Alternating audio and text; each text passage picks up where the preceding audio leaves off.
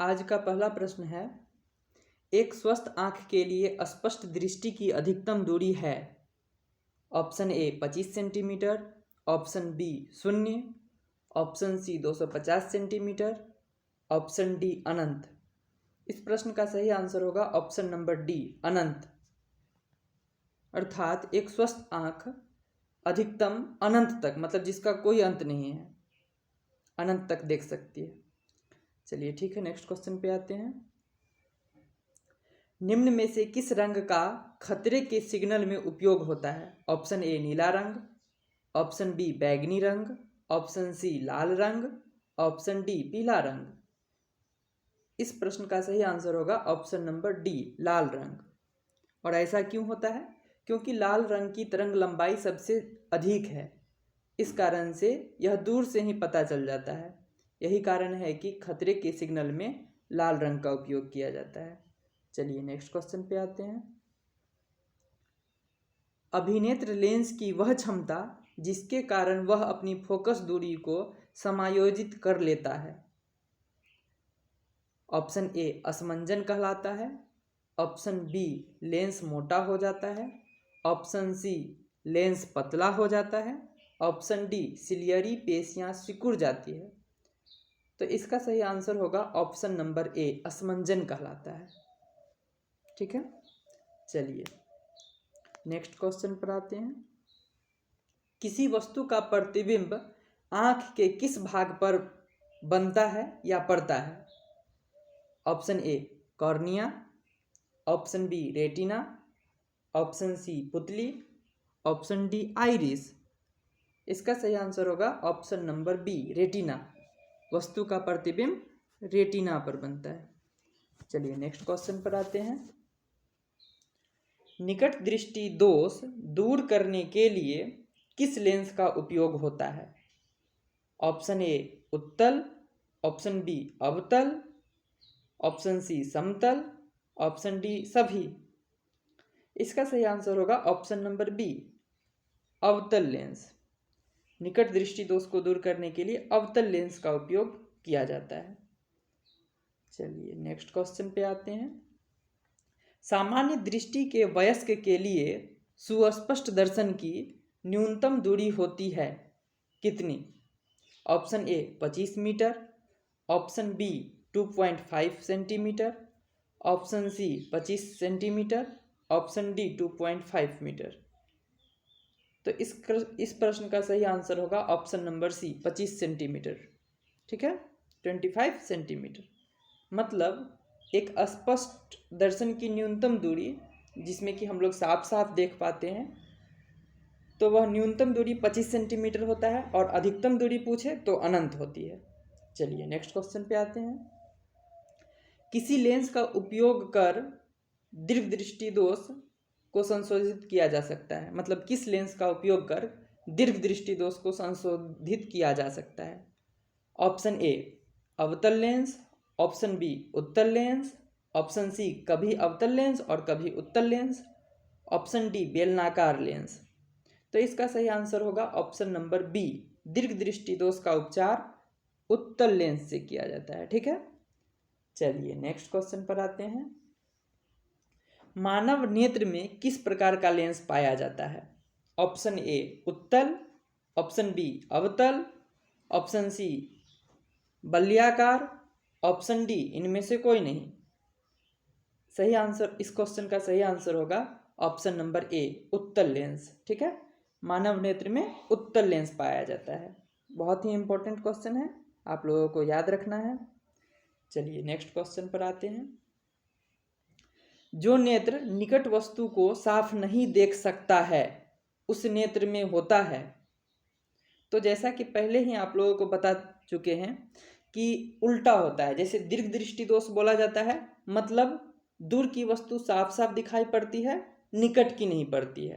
तो यहाँ भी वही बात है, कह रहा है कि जो नेत्र निकट की वस्तु को साफ साफ नहीं देख सकता है तो दीर्घ दृष्टि दोष होगा। ठीक है, चलिए ऑप्शन नंबर ए। चलिए नेक्स्ट क्वेश्चन पर आते हैं। पुतली के साइज को नियंत्रित करने वाला गहरा पेशीय डायफ्राम क्या कहलाता है? ऑप्शन ए परितारिका, ऑप्शन बी अभिनेत्र लेंस, ऑप्शन सी नेत्रपटल, ऑप्शन डी रेटिना। तो इसका सही आंसर होगा परितारिका। पुतली के साइज को नियंत्रित करता है कौन? परितारिका करता है। चलिए नेक्स्ट क्वेश्चन पर आते हैं। आंख में प्रवेश करने वाले प्रकाश की मात्रा को नियंत्रित करता है। ऑप्शन ए नेत्रोद, ऑप्शन बी पक्षमाभि पेशियां, ऑप्शन सी पुतली, ऑप्शन डी लेंस। इसका सही आंसर होगा ऑप्शन नंबर सी पुतली। चलिए नेक्स्ट क्वेश्चन पर आते हैं। जरा दूरदृष्टता क्यों उत्पन्न हो जाता है?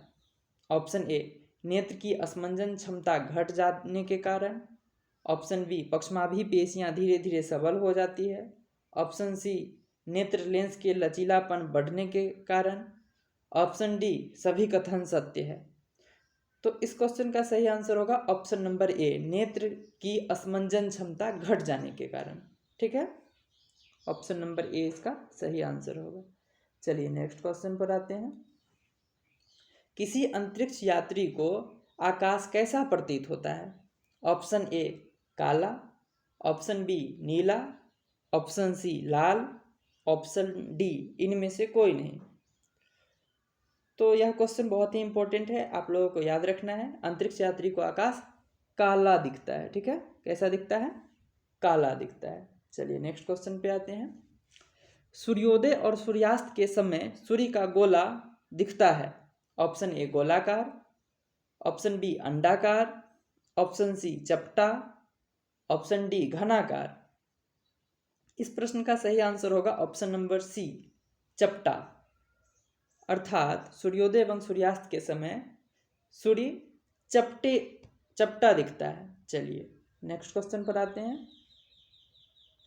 किस रंग का तरंग दैर्घ्य सबसे बड़ा है, मतलब सबसे अधिक है? ऑप्शन ए लाल, ऑप्शन बी नीला, ऑप्शन सी पीला, ऑप्शन डी बैगनी। तो देखिए इसका सही आंसर होगा ऑप्शन नंबर ए लाल। लाल रंग की तरंग लंबाई सबसे अधिक है, मतलब तरंग दैर्घ्य सबसे अधिक है, इसलिए यह सबसे ज़्यादा दूरी तक गमन कर सकती है। चलिए नेक्स्ट क्वेश्चन पर आते हैं। कोलाइडी कणों द्वारा प्रकाश के प्रकीर्णन को कहा जाता है। ऑप्शन ए टिंडल प्रभाव, ऑप्शन बी क्रिंटल प्रभाव, ऑप्शन सी दोनों, ऑप्शन डी इनमें से कोई नहीं। इसका सही आंसर होगा ऑप्शन नंबर ए टिंडल प्रभाव। ठीक है, कोलाइडी कणों द्वारा प्रकाश के प्रकीर्णन को टिंडल प्रभाव कहा जाता है। चलिए नेक्स्ट क्वेश्चन पर आते हैं। इंद्रधनुष बनता है किस कारण से? ऑप्शन नंबर ए प्रकाश के विक्षेपण के कारण, ऑप्शन बी प्रकाश के व्यतिकरण के कारण, ऑप्शन सी माध्यम का अपवर्तनांक 1 से कम होने के कारण, ऑप्शन डी इनमें से कोई नहीं। इसका सही आंसर होगा प्रकाश के विक्षेपण के कारण, ऑप्शन नंबर ए। चलिए नेक्स्ट क्वेश्चन पर आते हैं। खतरों के निशान के लिए लाल रंग का प्रयोग क्यों किया जाता है? ऑप्शन ए तरंग दैर्घ्य कम होने के कारण, ऑप्शन बी लाल रंग का प्रकीर्णन कम होने के कारण, ऑप्शन सी लाल रंग का विचलन कम होने के कारण, ऑप्शन डी इनमें से कोई नहीं। इस प्रश्न का सही आंसर होगा ऑप्शन नंबर बी लाल रंग का प्रकीर्णन कम होने के कारण। ठीक है, चलिए नेक्स्ट क्वेश्चन पर आते हैं। दृष्टि दोष कितने प्रकार के होते हैं? Option A 1, option B 2, option C 3, option D 4। तो जैसा कि आप लोग जानते हैं कि दृष्टि दोष 3 प्रकार के होते हैं, निकट दृष्टि दोष, दूर दृष्टि दोष और जरा दृष्टि दोष। ठीक है, चलिए आज के लिए इतना ही, मिलते हैं नेक्स्ट वीडियो में। धन्यवाद।